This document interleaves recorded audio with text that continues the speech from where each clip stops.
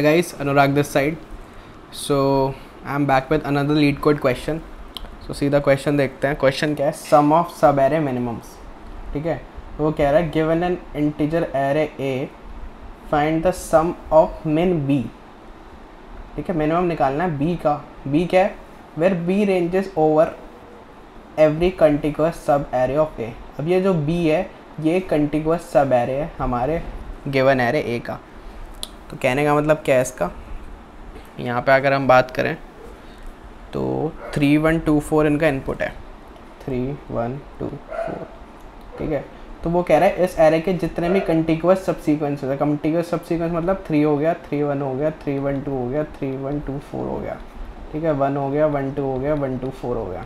ठीक है, 2 हो गया, 2 4 हो गया और 4 हो गया. ये हमारे क्या है? कंटिग्यूअस सब सीक्वेंसेज हैं.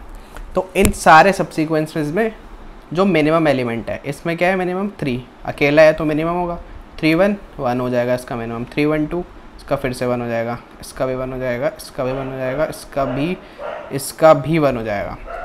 ठीक है, 2 है तो 2 हो जाएगा. 2 4 का क्या हो जाएगा? 2 और 4 का क्या हो जाएगा? 4. तो इन सब का अगर हम सम कर दे तो क्या हो जाएगा? 3 4 5 6 7 8 9 10 11 12 13 13 + 4 17 है हमारे मिनिमम का सम. तो यहाँ पे तुम देखोगे तो आउटपुट क्या है? आउटपुट बेसिकली 17 है. तो इस क्वेश्चन को कैसे करें? तो इसे करने का एक बहुत ही नाइव तरीका तो ये हो जाएगा कि सारे कंटिग्यूअस सब सीक्वेंसेस बना लो और जब वो सब सीक्वेंसेस बन जाए तो उसमें से मिनिमम देख लो. ठीक है, तो एक तरीका तो ये हो गया हमारा कि हम दो लूप ले रहे हैं. i = 0 से लेके i n. n क्या है यहाँ पे? मेरी जो भी एरे है उसकी लेंथ. ठीक है, और i++. यहाँ पे ले लो अपना एक मिनिमम. int min = कुछ भी ले लो, arr of i ले लो. फिर हम क्या करेंगे? For int k = i. k को हमेशा i से शुरू करेंगे. क्यों करेंगे मैं बताता हूँ. k n दोबारा से और k++.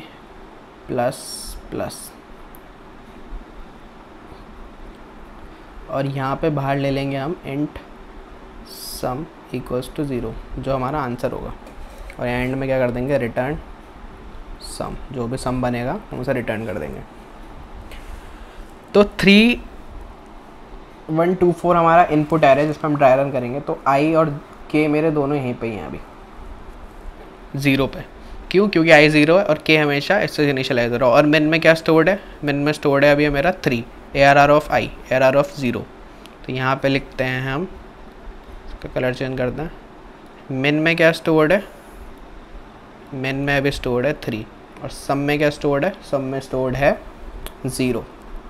तो ये k वाला जो लूप है इसमें k = i से शुरू होगा. k n k++. इसमें हम क्या करेंगे? इफ़ मिनिमम जो है मेरा अब तक का मिनिमम आया है वो बड़ा है किससे?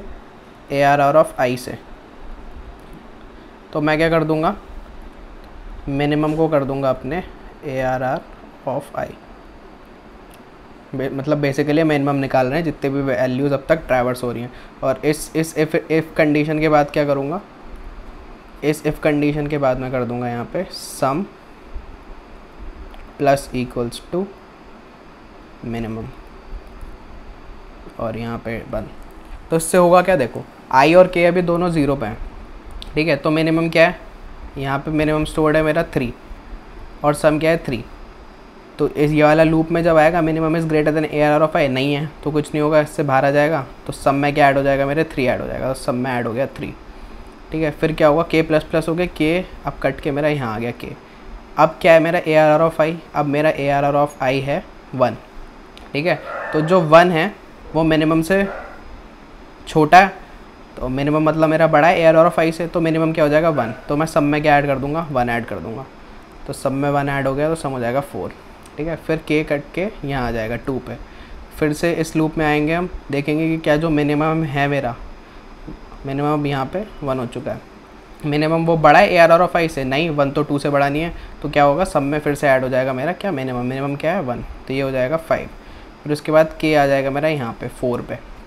ठीक है, जब k 4 पे आएगा तो वो देखेगा फिर से कि 1 इज़ लेस देन 4, तो मिनिमम सेम ही रहेगा मेरा, और ये कट के क्या हो जाएगा, फिर से हो जाएगा ये कट के 6 हो जाएगा, +1 हो जाएगा। अब जब ये पूरा हो जाएगा तो अब मेरा आई कट के क्या हो जाएगा, आई मेरा अब यहाँ से शुरू होगा 1 से, आई 1 से शुरू होगा। तो के क्या मिनिमम क्या शुरू होगा अभी, ARR of i, ARR of i मतलब 1 से शुरू होगा, तो मिनिमम 1 से शुरू होगा मेरा। फिर वो देखेगा कि क्या 1 से बड़ा है, नहीं है, तो ये वाला इफ़ वाला स्टेटमेंट नहीं चलेगा, ये आ जाएगा सम प्लस इक्वल्स टू मिन, तो 7 ऐड हो जाएगा। ठीक है, फिर मैं क्या आऊँगा, फिर मेरा के यहाँ पे आएगा। अभी यहाँ पे था के, आई और के दोनों यहाँ पे थे 1 पे, अब वो यहाँ पे आ गए हैं। ठीक है, तो के क्या है, 2 है, 2 1 से छोटा नहीं है, तो फिर से क्या ऐड हो जाएगा, 1 ऐड हो जाएगा। फिर यह 4 पे आएगा, 4 पे भी 1 ऐड हो जाएगा, 9 हो जाएगा। फिर मेरा के हो जाएगा, सॉरी 1 आई हो जाएगा, आई यहाँ पे आ जाएगा। तो ARR ऑफ आई क्या अब 2 है, 2 मेरा मिनिमम में स्टोर हो जाएगा। ठीक है, तो मिनिमम क्या है मेरा 2, तो वो चेक करेगा कि क्या 2 से बड़ा है, तो नहीं है ऐसा, तो मैं क्या करूँगा 9 में 2 ऐड हो जाएगा, मतलब जो भी मिनिमम है, तो ये हो गया 11। ठीक है, फिर वो देखेगा 4 पे आएगा, 4 2 से बड़ा है, हाँ बड़ा है, तो चेंज करने की ज़रूरत नहीं है मिनिमम को, तो हम क्या कर देंगे इसमें 2 ऐड कर देंगे, तो ये हो जाएगा 13। ठीक है, अब मेरा आई कट के यहाँ आ जाएगा 4 पे, तो मिनिमम में क्या स्टोर हो जाएगा, अब मिनिमम में स्टोर हो जाएगा 4। ठीक है, मिनिमम में भी यहाँ स्टोर हो गया है 4, तो मैं क्या देखूँगा कि क्या 4 से बड़ा है, नहीं है, तो सम में क्या ऐड हो जाएगा, 4 ऐड हो जाएगा, तो ये हो गया 17। तो मैं एंड में अपना जो सम है जो कि 17 है उसको रिटर्न कर दूंगा। तो ये तो हो गया इसकी नाइव अप्रोच हो गई ब्रूट फोर्स। इसकी कॉम्प्लेक्सिटी क्या होगी, n² होगी इसकी कॉम्प्लेक्सिटी। क्यों होगी n² कॉम्प्लेक्सिटी, देखो ये जो बाहर वाला लूप है ये कितने बार चल रहा है, n टाइम्स चल रहा है, और ये जो अंदर वाला लूप है ये भी वर्स्ट केस में n टाइम चलता है, तो n क्रॉस n कितना होगा n², तो इस लूप की कॉम्प्लेक्सिटी हो गई n²।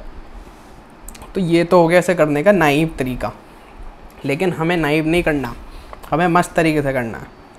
तो मस्त तरीके से करने के लिए क्या करेंगे, एक दूसरी अप्रोच देखेंगे हम।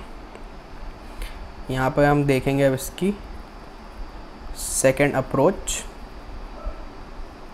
ठीक है, इसकी कॉम्प्लेक्सिटी होगी ऑर्डर ऑफ n, और इसके पीछे इंट्यूशन क्या है, इंट्यूशन बहुत ज़रूरी है कि किस इंट्यूशन पे तुम काम कर रहे हो इस अप्रोच पे। तो इसमें क्या है, in this approach we will find number of times some particular value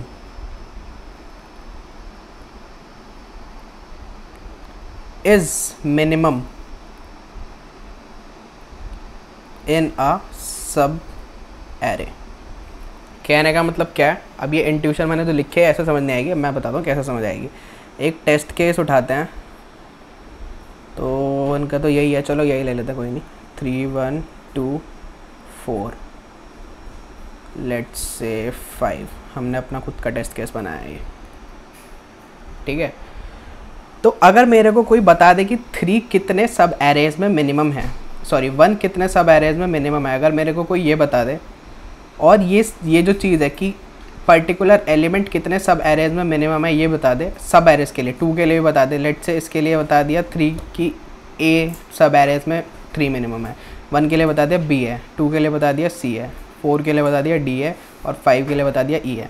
ठीक है, तो 3A सब एरेज में मिनिमम है, तो 3 का कॉन्ट्रीब्यूशन कितना हो जाएगा हमारे सब में, जो भी सब एरे होगा, लेट से मैंने सब एरे उठा लिया एक 3 4 5, ये सब एरे है नहीं और मैं बता रहा हूँ ऐसे, तो ठीक है 3 4 5 मैंने एक सब एरे उठा लिया, तो ये जो सब एरे है इसमें मिनिमम क्या होगा 3 होगा, और ऐसे कितने सब एरेज हैं जिसमें 3 मिनिमम है, A है, तो हमारे आंसर में कितना कंट्रीब्यूशन होगा इसका 3 × A। तो ऐसे क्या करेंगे हम, 3 × A हो जाएगा, प्लस 1 × B हो जाएगा, प्लस 2 × C हो जाएगा, प्लस 4 × D हो जाएगा, और प्लस 5 × E। तो ये हो जाएगा मेरा आंसर हो जाएगा ये, समझे। देखो एक बार फिर से बताता हूँ, एक सब एरे है 3 1 2 4, ठीक है, इसमें मेरे को किसी ने बता दिया कि 3 जो है वो सारे सब एरेज में जितने भी सब एरेज हैं, लेट से इसके कितने सब एरेज होंगे, अगर n किसी लेंथ है एरे की तो उसके कितने सब एरेज होते हैं n इंटू एन प्लस 1/2, इतने होते हैं टोटल सब एरेज। तो इन टोटल सब एरेज में से ये 5 सब एरेज में मिनिमम है। किसी ने ये बता दिया, 1 को बता दिया कि ये 6 में मिनिमम है, 2 को बता दिया कि ये 2 में मिनिमम है, 4 को बता दिया कि ये 2 में मिनिमम, मतलब एज्यूम करें आर्बिटरी वैल्यूज़ हैं। तो 5 सब एरेज में अगर 3 मिनिमम है तो कितना कंट्रीब्यूट करेगा ये मेरे सम में? 3 into 5 plus 1 into 6 plus 2 into 2 plus 4 into 2। तो ये हो जाएगा मेरा आंसर, सम जो है ये इसका। तो अब मैं ये निकालूंगा कि मेरा एक पर्टिकुलर जो एलिमेंट है वो कितने सब एरेज में मिनिमम है, सबसे छोटा है। तो इसको निकालने के लिए थोड़ा सा, मतलब एग्जैक्टली डीपी क्वेश्चन नहीं है पर डीपी इश है, मतलब इसमें थोड़े थोड़े डीपी के गुण हैं क्वेश्चन में। तो लेट्स से एक एग्जांपल लेते हैं, 5 3 4 1 2 7, ठीक है, ये एग्जांपल लेते हैं। अब मेरे को क्या निकालना है कि हर एलिमेंट कितने सब एरेज में मिनिमम है। तो अगर मैं देखूं कि 4 जो है, ये 4 कौन कौन से सब एरेज में मिनिमम होगा। 4 के अगर मैं लेफ़्ट में जाऊं, ठीक है, 4 के अगर मैं लेफ़्ट में जा रहा हूं तो बेसिकली यहाँ 3 रखा हुआ है, तो 3 जैसे सब एरे में आएगा उसमें 4 तो मिनिमम हो नहीं सकता। तो बेसिकली अगर मैं लेफ़्ट में जा रहा हूँ तो सिर्फ एक सब एरे में ही मेरा जो 4 है वो मिनिमम होगा, ठीक है। अगर मैं राइट में जा रहा हूँ 4 से, तो मैं क्या देखूँगा, 4 के राइट में क्या रखा है, 1 रखा हुआ है, तो 1 भी 4 से छोटा है, तो यानी 1 इंक्लूड होगा, 4 इंक्लूड नहीं होगा। तो अगर मैं राइट में जा रहा हूँ तो भी सिर्फ एक ही सब एरे में इंक्लूड होगा मेरा 4, ठीक।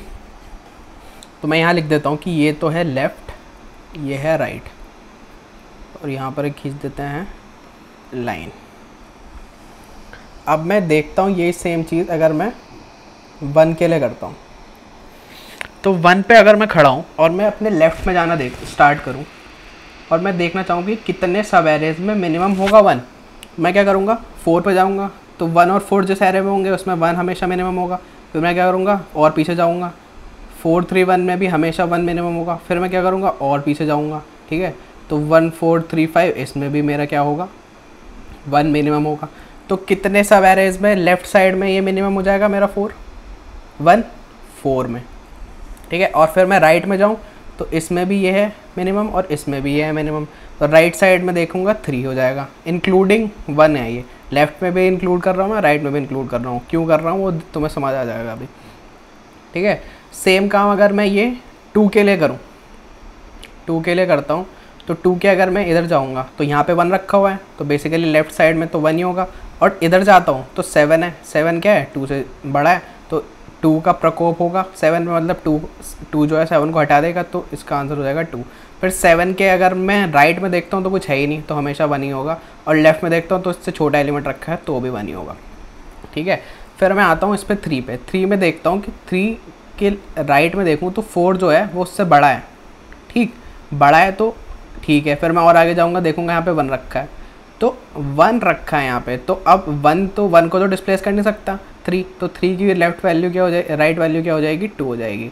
और इसके अगर मैं राइट में देखता हूँ तो वो भी 2 हो जाएगी, क्योंकि 3 जो है 5 को डिस्प्लेस कर देगा, ठीक। फिर अगर यहाँ पे मैं 5 पे खड़ा हूँ, तो 5 पे मैं अगर जाता हूँ इधर तो 3 रखा है, तो कुछ नहीं हो सकता क्योंकि 5 बड़ा है, और लेफ़्ट में तो कुछ है ही नहीं, तो ये। तो बेसिकली ये मेरे पास वैल्यूज़ आ गई हैं। ये कौन सी वैल्यूज़ हैं कि अगर हम लेफ़्ट में जाते हैं और राइट में जाते हैं तो कहाँ तक इस 1 का इफ़ेक्ट रहता है। अगर मैं 1 की बात करूँ तो इस 1 का इफ़ेक्ट कहाँ तक रहेगा, तो लेफ़्ट में अगर देखें तो एंड तक, मतलब यहाँ से पूरे में ही अगर किसी भी इस लेंथ के सब एरे में 1 आता है तो 1 क्या हो जाएगा, बेसिकली मेरा 1 मिनिमम हो जाएगा। और अगर राइट में देखता हूँ तो राइट में भी अगर 3 लेंथ तक, मतलब 3 दूरी तक, ये कितनी लेंथ 4 है, ये कितनी है 3 है, ये इस लेंथ की बात कर रहा हूँ, ठीक है। तो 3 लेंथ तक क्या होगा, मेरा 1 जो है वो मिनिमम होगा। तो मेरे को सबका पता चल गया है कि लेफ़्ट राइट में कितना इनका असर है। तो अब मेरे को देखना है, अब मेरे को ये तो पता चल गया कि मतलब लेफ़्ट में इतना है और राइट में इतना है। अब मुझे निकालना है कि किस किस सब एरे में ये मिनिमम होगा। तो अगर तुम्हें n लेंथ दे रखी है एक एरे की, ठीक है, लेट्स से 3 1 2 है एक एरे, तो इसकी लेंथ कितनी हो जाएगी, 3 हो जाएगी। तो इसके सब एरेज क्या बनते हैं, 3 बनेगा, 3 1 बनेगा, 3 1 2 बनेगा, 1 बनेगा, 1 2 बनेगा और 2 बनेगा। तो 1 2 3 4 5 6 इसके टोटल सब एरेज बने कंटिगुअस।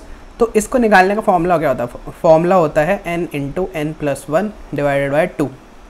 तो इसमें 3 है, तो 3 इंटू 3 प्लस 1 4 डिवाइडेड बाई 2, तो क्या आ गया 6। ठीक है, तो अब मुझे लेंथ पता है कि जहाँ तक मेरा 1 इफेक्ट कर रहा है। तो अगर मैं निकालना चाहता हूँ कि 1 वाले कौन कौन से सब एरियाज होंगे, मतलब जिसमें 1 मिनिमम होगा, तो मैं क्या करूँगा, इन दोनों को ऐड करूँगा, 4 प्लस 3 लेंथ हो जाएगी। और सिंस 1 2 बार रिपीट हो जाएगा, क्योंकि हम उसे लेफ्ट में भी लेते हैं राइट में भी लेते हैं, तो हम क्या करेंगे -1 कर देंगे। तो 4 प्लस 3 -1 हो गया 6, यानी कि 6th लेंथ का सब एरे कोई होगा जिसमें बेसिकली अगर 1 आता है तो 1 मिनिमम होगा।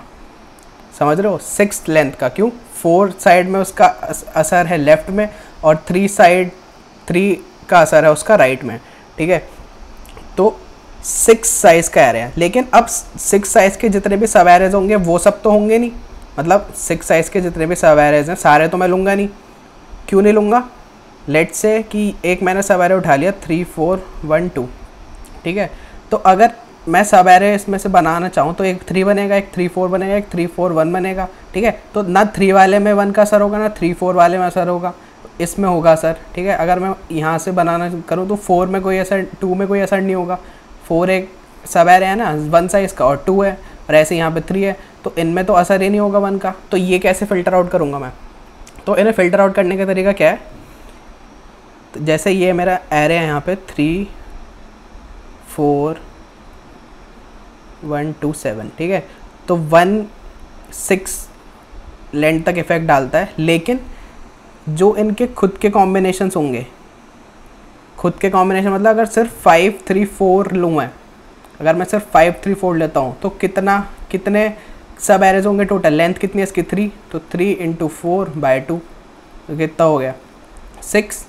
यानी कि इनके खुद के जो कॉम्बिनेशन होंगे जिनमें 1 नहीं होगा वो ऐसे 6 होंगे। और ऐसे 2 7 को देखूँ तो इसकी लेंथ क्या है 2, तो 2 इंटू 3 बाई 2, तो इसकी लेंथ क्या हो गई 3। तो टोटल मेरे कितने आए थे, टोटल लेंथ थी मेरी 6, तो यानी 6 इंटू 7 बाई 2।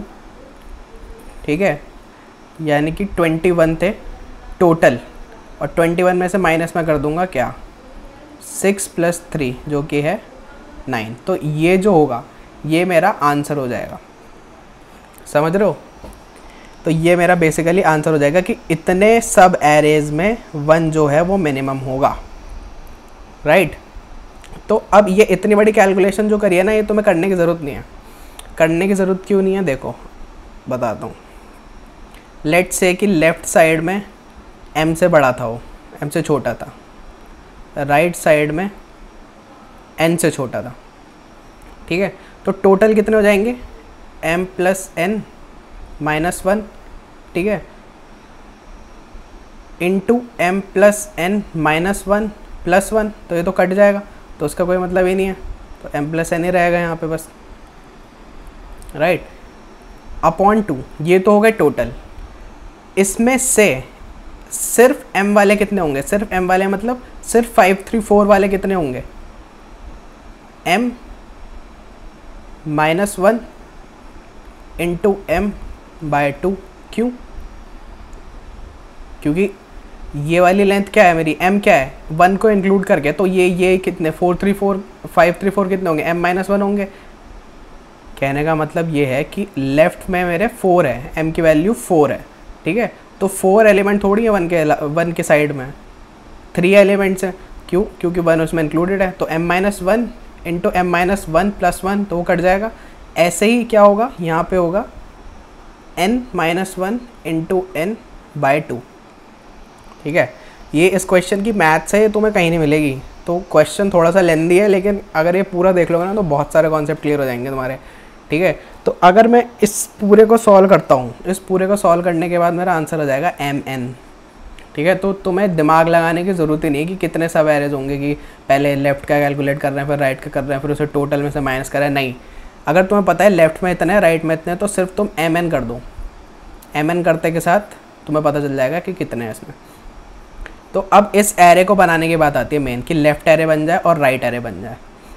तो अब हम ये एरे बनाते हैं एक छोटे एग्जांपल के लिए। तो इसके लिए मैं क्या करूँगा, 3 1 2 4 ये मेरा एक एरे, और मैंने बना लिया एक लेफ़्ट एरे और एक बना लिया मैंने राइट एरे, 2 एरे बना लिए। तो अगर मैं अपने लेफ़्ट एरो को बढ़ने की बात करूं तो मुझे इसके लिए क्या करना होगा, लेफ़्ट देखना है। तो मैं यहाँ से शुरू करूँगा अपना लूप, जब इसे मैं बढ़ना चाहूँगा लेफ़्ट को। तो इसके लेफ़्ट में तो कुछ है ही नहीं, ठीक है, तो मतलब 1 है इसका आंसर। फिर मैं आऊँगा यहाँ पे, आई मेरा आ जाएगा यहाँ पे।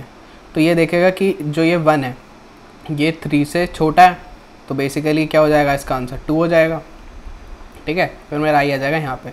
फिर जो 2 है, 2 अपने लेफ़्ट में फिर देखेगा क्या रखा हुआ है, यहाँ पे 1 रखा हुआ है, ये इससे छोटा है, तो इसका आंसर क्या हो जाएगा, 1 हो जाएगा। फिर ये 4 देखेगा, 4 इसके साइड में क्या रखा हुआ है, 2 रखा हुआ है, तो इसका आंसर भी 1 हो जाएगा। फिर अगर मैं अपना राइट एरे बढ़ना चाहूँ तो मैं यहाँ से शुरू करूँगा, मेरा जो आई है वो यहाँ से शुरू होगा।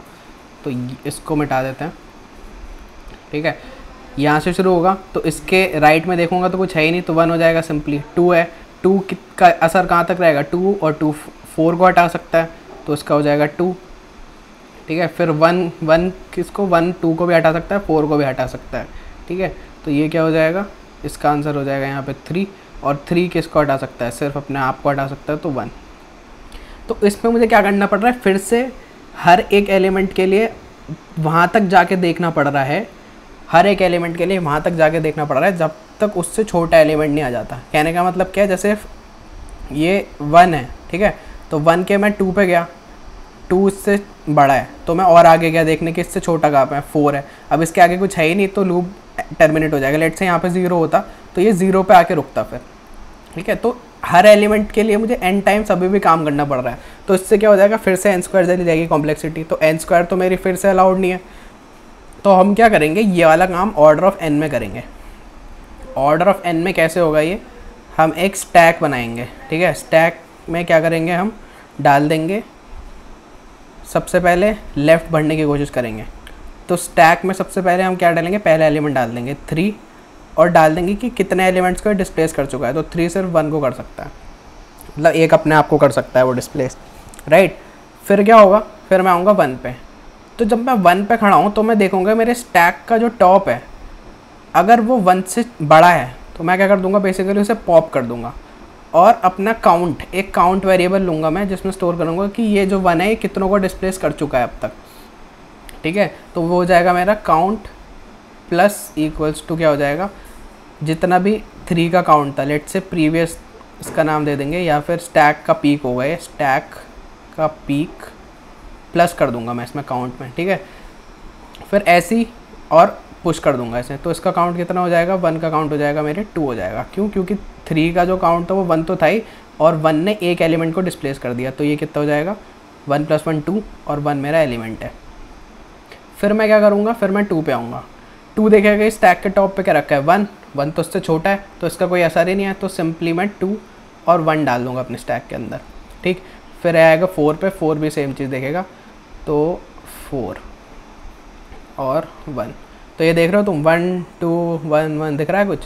तो ये जो 1 2 1 1 है ये तुम्हें यहाँ से मिल जाएगा कितने, ऑर्डर n टाइम में, ऑर्डर ऑफ n टाइम में तुम इसे लेफ़्ट वाले को भर दोगे अपने।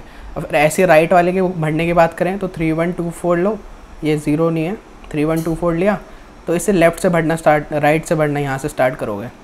एक और स्टैक ले लो, सबसे पहले क्या डाल दो, कुछ नहीं है इसमें, तो 4 और 1 की 4 सिर्फ 1 को डिस्प्लेस कर सकता है। फिर तुम आओगे 2 पे, ठीक है।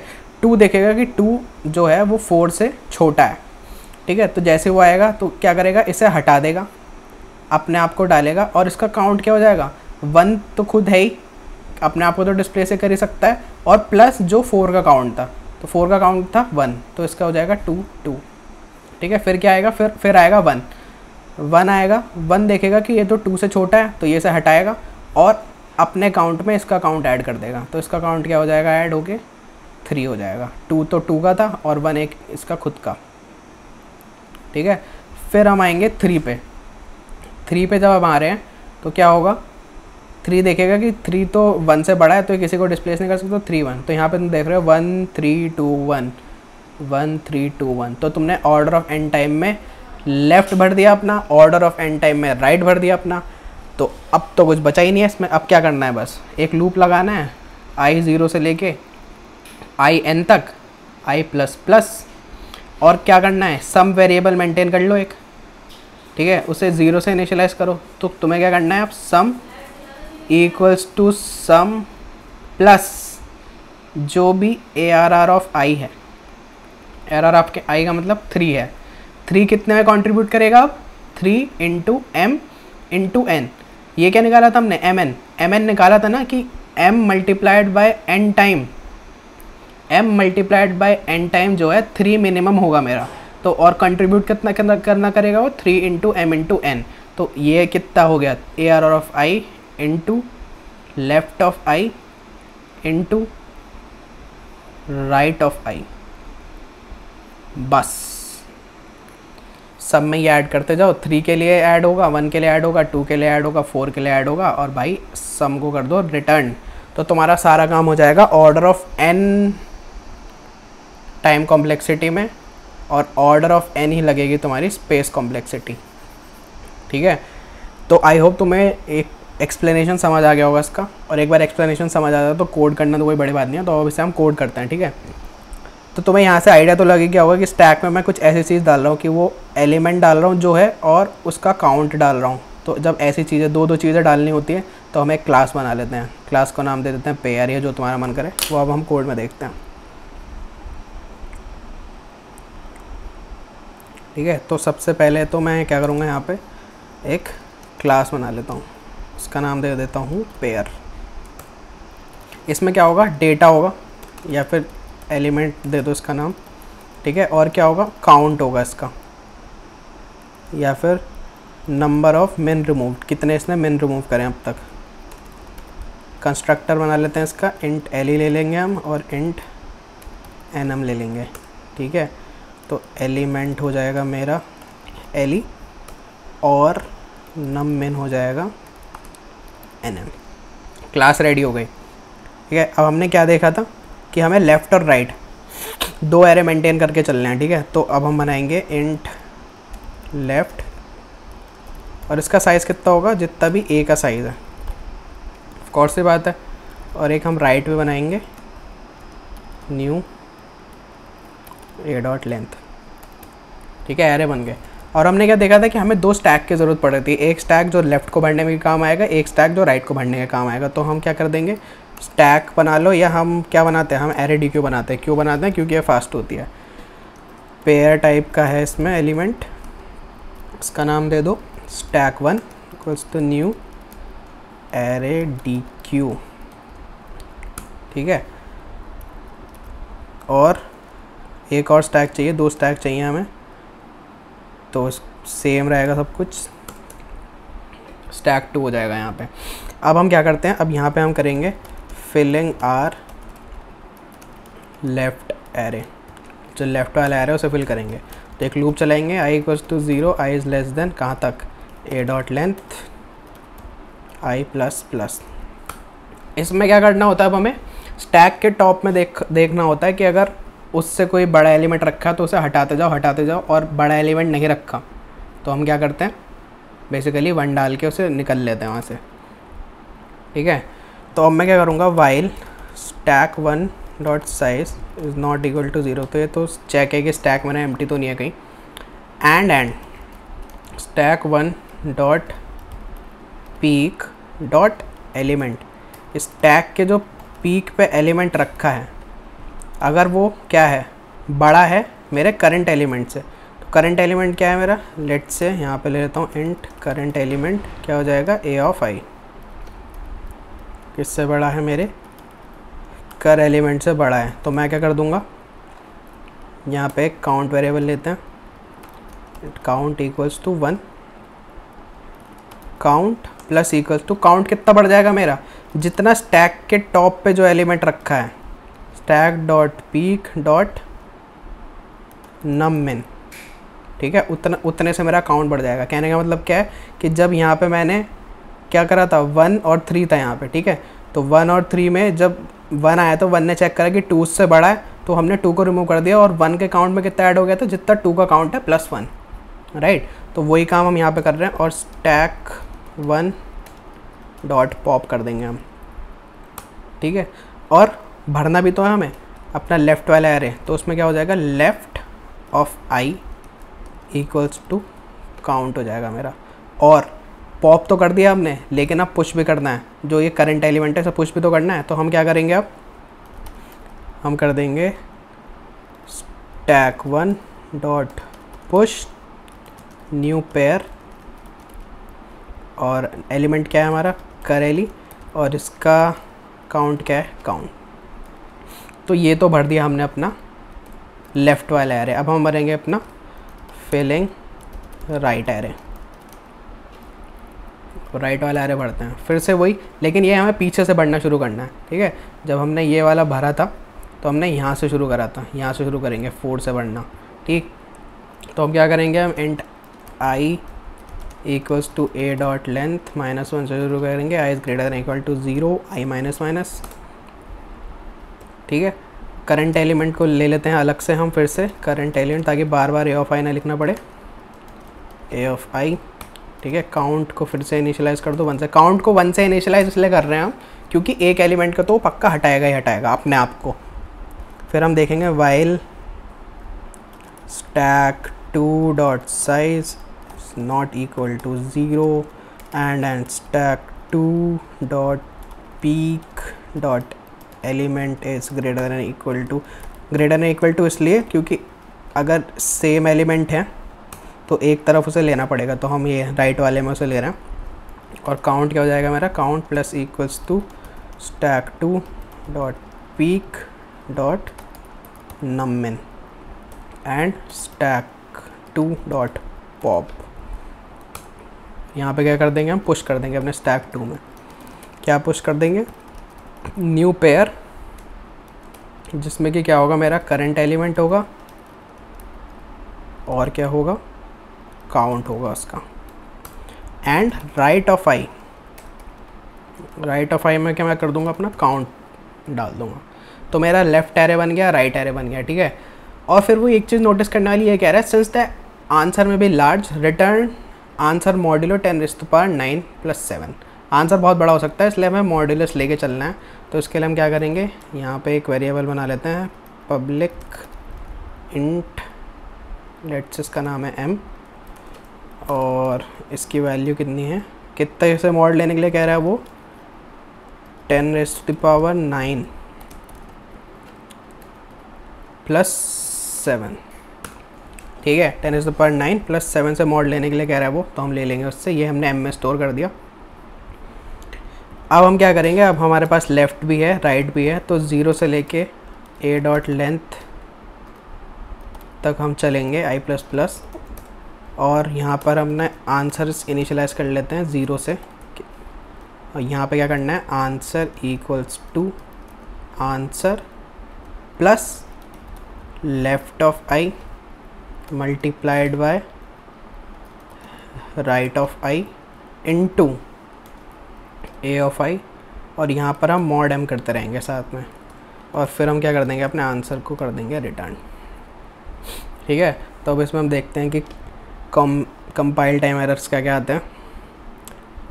तो वो कह रहा है लाइन 18 पे हमने क्या करा है, यहाँ पे इंट नहीं लिखा, रन कोड,